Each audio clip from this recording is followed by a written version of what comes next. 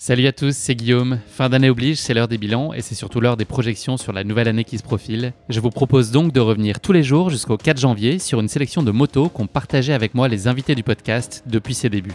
Qu'ils soient inspirants, drôles, émouvants, décomplexants ou motivants, ces devises de coureurs amateurs comme élites gagnent à être partagées et qui sait, à peut-être s'inscrire dans nos résolutions de l'année 2022. C'est le moment ou jamais en tout cas.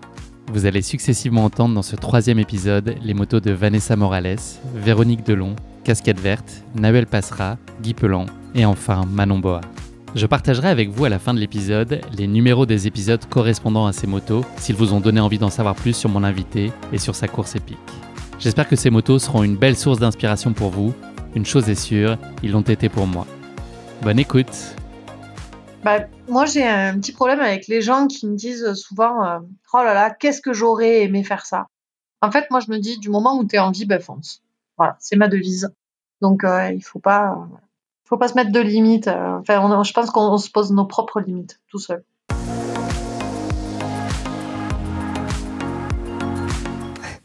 Alors moi, j'ai un motto en anglais qui est Take the best, fuck the rest.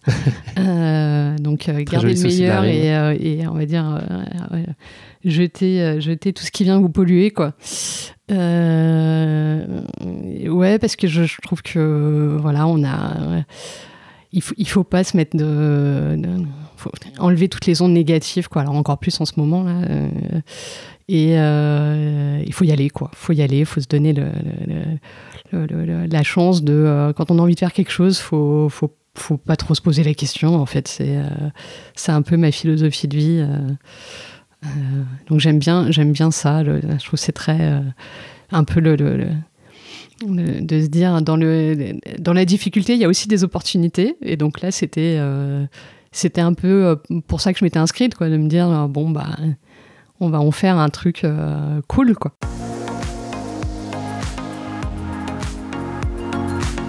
J'en ai deux que j'aime bien. La première, c'est en gros, ils ne savaient pas que c'était impossible, alors ils l'ont fait. Je crois que c'est Mark Twain.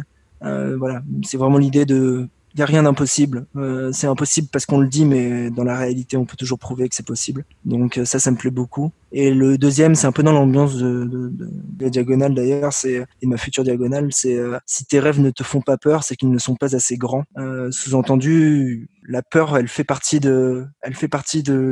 des essences et de ce qu'on peut mettre dans le moteur pour réaliser les choses. Donc quand on a peur de quelque chose, c'est peut-être parce que cette chose, elle mérite qu'on en ait peur. Donc c'est plutôt positif. Il faut en tirer du positif.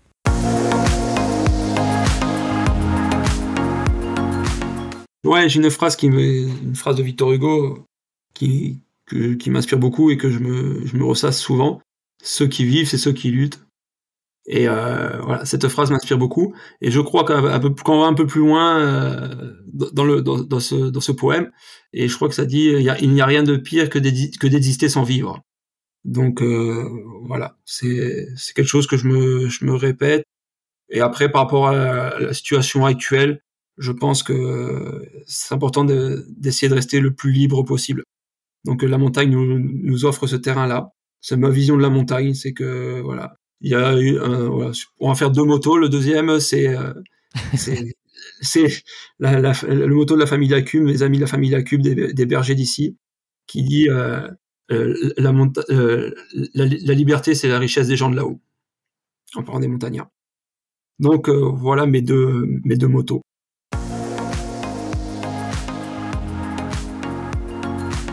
Alors je l'ai dit tout à l'heure, mais je vais le redire d'une autre façon. C'est quand il y a une volonté, il y a un chemin. Donc pour les coureurs, ça peut bien l'illustrer. C'est vous voulez un truc, allez-y, parce qu'il y a forcément une route qui y mène et il faut juste mettre ses baskets et y aller. Mais voilà, quand on veut quelque chose, on peut l'avoir.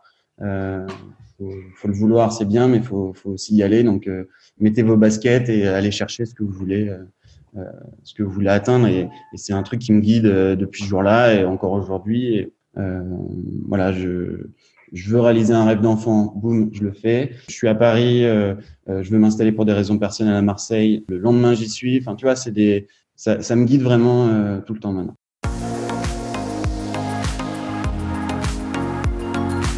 Oui, j'en ai plein, mais j'en ai une en particulier. Puis alors, je pense que c'est très d'actualité.